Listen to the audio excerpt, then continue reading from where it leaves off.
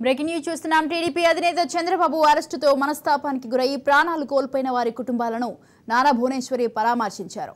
కాకినాడ జిల్లా ఎర్రకోనేరు గ్రామానికి చెందిన ఇస్సారపు నూకరాజు కుటుంబాన్ని పరామర్శించి తమ కుటుంబానికి అన్ని రకాలుగా అండగా ఉంటామని హామీ ఇచ్చారు.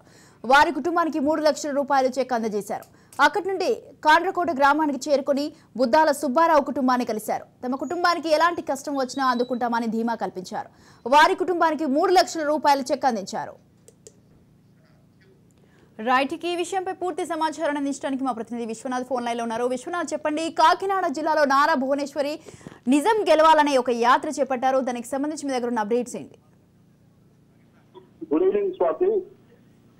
ఉమ్మడి తూర్పుగోదావరి జిల్లాలో 3 రోజుల పర్యటనలో భాగంగా టీడీపీ అధినేత నారా చంద్రబాబు నాయుడు భార్య నారా భువనేశ్వరి ఈ రోజు కాకినాడ జిల్లాలో పర్యటిస్తున్నారు. కాకినాడ జిల్లాలో ప్రధానంగా నిజం గెలవాలనే పేరిట ఆమె యాత్ర చేస్తున్నారు.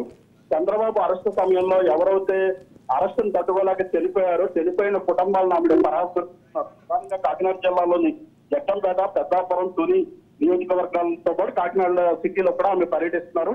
ప్రధానంగా ఏదైతే చంద్రబాబు అరెస్టు నేపథ్యంలో అరెస్టు వల్ల ప్రాణాలు కోల్పోయిన వారి కుటుంబాలను పరామర్శించడం, వారికి మనోధైర్యాన్ని కల్పించడంతో పాటు ఆ చనిపోయిన కుటుంబాల వారికి 3 లక్షల రూపాయల చెక్కును నారా భువనేశ్వర్ అందిస్తున్నారు.